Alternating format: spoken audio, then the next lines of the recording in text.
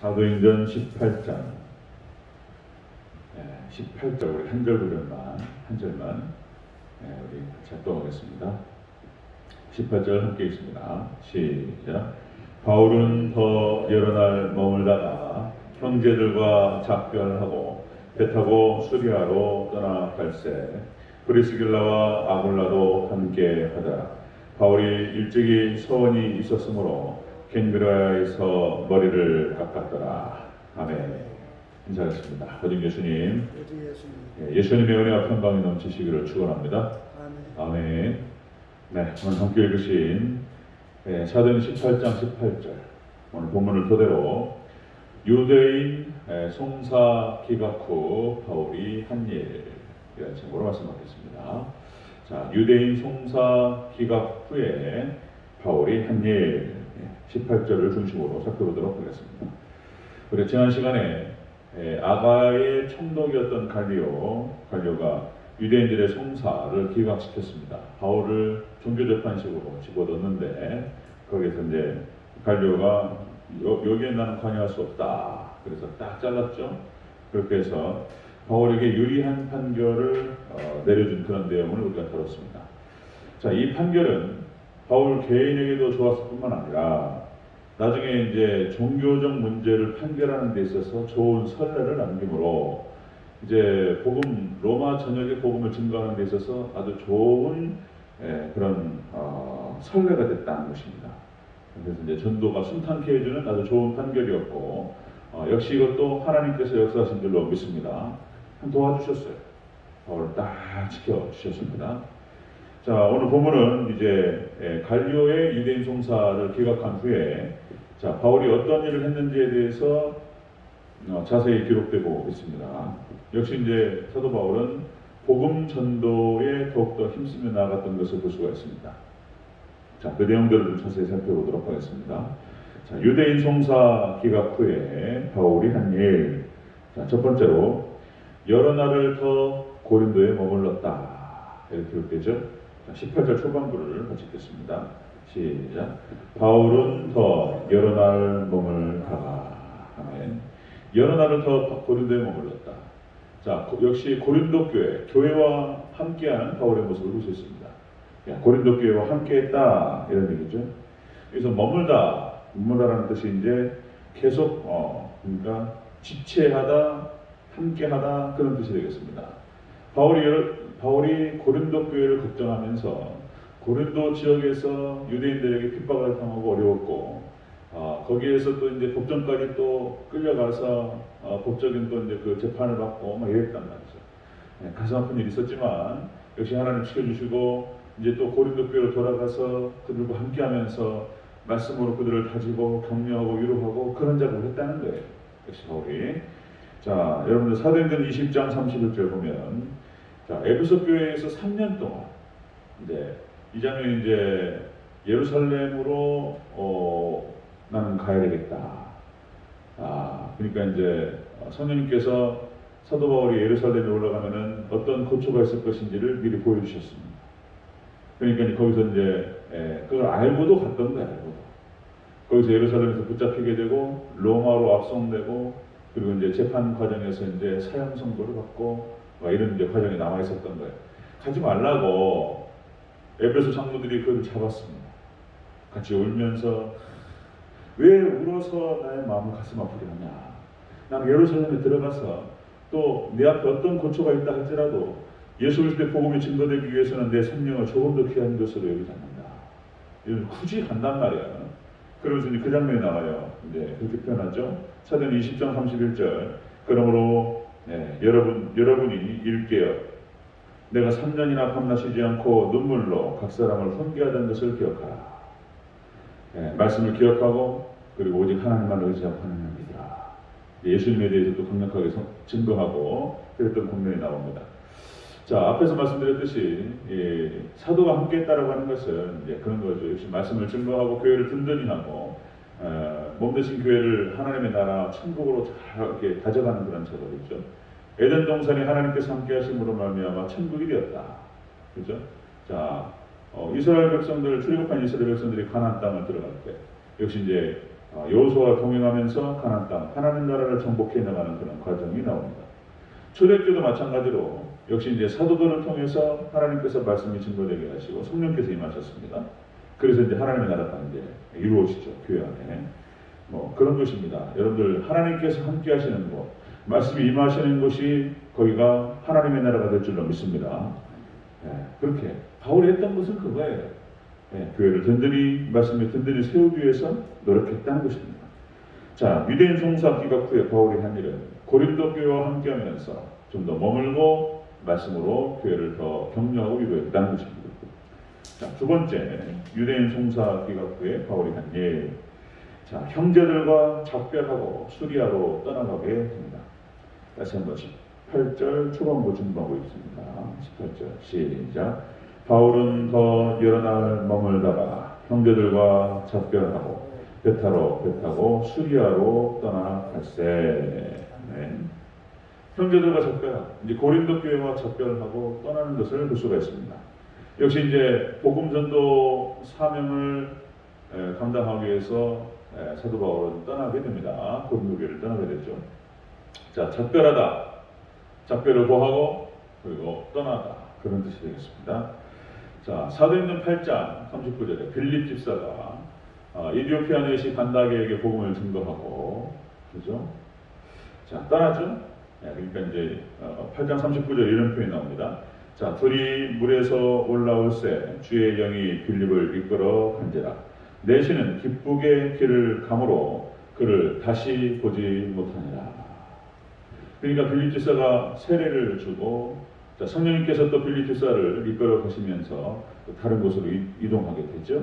그리고 다시는 보지 못했다, 이런 기록이 나옵니다.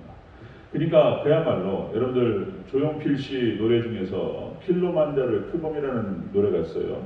거기 이런 가사가 나옵니다. 바람처럼 왔다가 이슬처럼 갈 수는 없잖아. 내가 산 흔적을 남겨둬야지.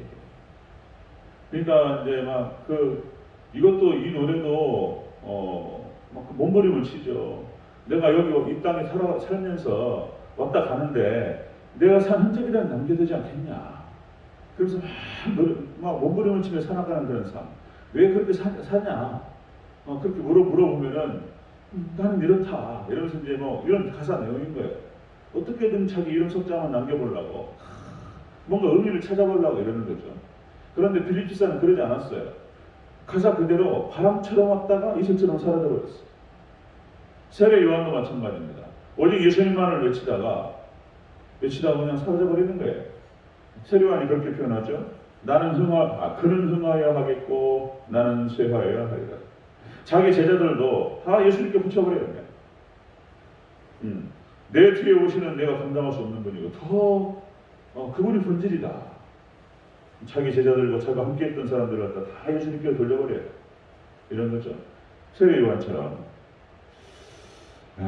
그런 것입니다. 그래서 역시 이제 복음의 사역자들, 말씀 사역자들 그런 것이죠. 사명이 끝나면 떠나는 것입니다. 떠나는 것이고요. 제가 이제 고등부 사역 서울 풍락동에서 한 4년을 못 채웠는데요. 고등부를 한 3년 가까이 했습니다. 그리고 이제 제가 모시던 목사님께서 교회를 나가셔야 되는 상황이 있었고, 이제 그래서 같이 부교육자들 같이 나올 수밖에 없는 상황. 시간적 관계가 좀 있었습니다. 목사님도 나가시고, 그리고 이제 새로 담임 목사님을 선정하는 그런 과정에서 이제 부교육자들 이렇게 이제 교회를 지켜야 되는 그런 상황. 그래서 한 몇 개월 더 있었던 것 같은데, 이제 마지막 고별 인사를 하면서 제가 고등부를 맡고 있었고 중등부가 따로 있었습니다. 그래서 이제 중고등부 같이 연합 예배를 드리면서 이제 고별 설교를 했던 기억이 납니다. 그때 이제 제가 했던 설교 중에 내용 멘트가 그런 내용이 있었습니다. 가급적이면 빠른 시간 내에 나를 잊어버려라. 그리고 새로운 전도사님에게 적응하라. 빨리 날 잊어라. 이제 이렇게 또 얘기했다고 또 섭섭해가지고 또 섭섭하고 또 막 이제 그랬던 기억이 나요. 저는 다른 뭐가 있었던 것이 아니고 뭐 그런 장면을 많이 봤어요. 앞에 선임 계셨던 목사님이 됐든 전사님이 됐든 그분이 잘하고 가셨어요. 열심히. 근데 후임으로 누가 오셨는데 적응이 안 돼가지고 자꾸 앞에 있는 분들 자꾸 그리워하고 자꾸 생각해가지고 시간을 갖다 지체하면서 적응 못하는 그런 경우들을 너무 많이 봤어요. 비교하면서 누가 어떻네 저쩌네 이러면서 그러면 시간 다 보내버려요. 그래서 이제 뭐 그럴 일도 별로 없을 수 있겠지만 혹시라도 그런 일이 있을까봐 나를 잊어라.